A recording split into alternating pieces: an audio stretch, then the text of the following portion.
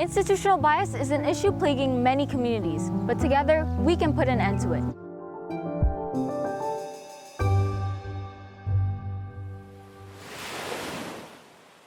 The different demographics and economic states of cities influence the opportunities that may be found within them. Institutional bias in communities are directly affecting a person's future. There are fewer government services allocated to poorer districts. According to U.S. News, researchers found that students in poverty need 40% more funding than students not in poverty. It also found that districts with the highest poverty rate receive 16% less funding than lower poverty districts. Those who need the services most aren't always the recipients of such.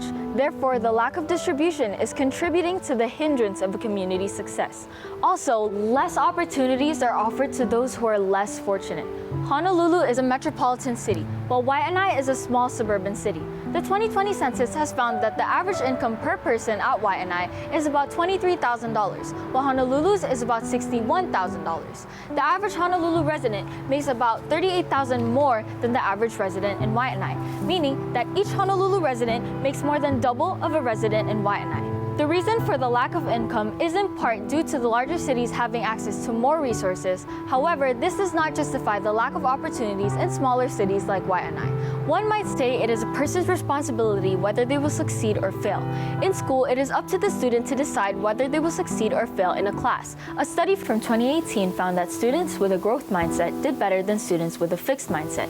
If a student is ready, prepared, and willing to do all of the work they need to meet their goal, then their chances of success are exponentially higher. However, though students are in control of their futures, the opportunities given to them are still dependent on their district. A study by the University of New Hampshire found that 47% of rural school districts have no students in AP courses, yet only 20% of town districts, 5% of suburban districts, and 3% of urban districts have no enrollment in AP courses. The scarcity of opportunities are more prominent in lower class and lower populated areas, which affect the outcome of the students. Institutional bias is an issue plaguing many communities, but together we can put an end to it. By providing information about opportunities in public areas, communities can become informed about the different opportunities and services they can receive.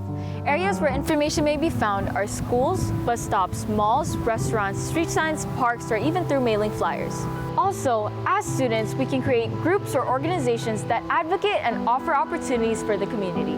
Here at Waianae High School, there is a college club, and it is a student-led program that helps support students in preparing for their future. This club is partnered with METS, the Manoa Education Talent Search, which offers extra services for students. Lastly, altogether, we should remember that just because a person comes from a disadvantaged place ridden with stereotypes, it doesn't mean they can't succeed.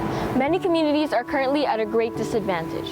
Opportunities that can greatly help the people of these communities are not reaching them.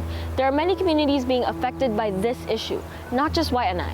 Opportunities should be accessible to everyone, so speak up and advocate for your and other communities. By using our voices, we can work together to implement these solutions, create more equal opportunities, and end institutional bias. This is Denise Cabrera from Waianae High School for HIKI NŌ on PBS Hawaiʻi.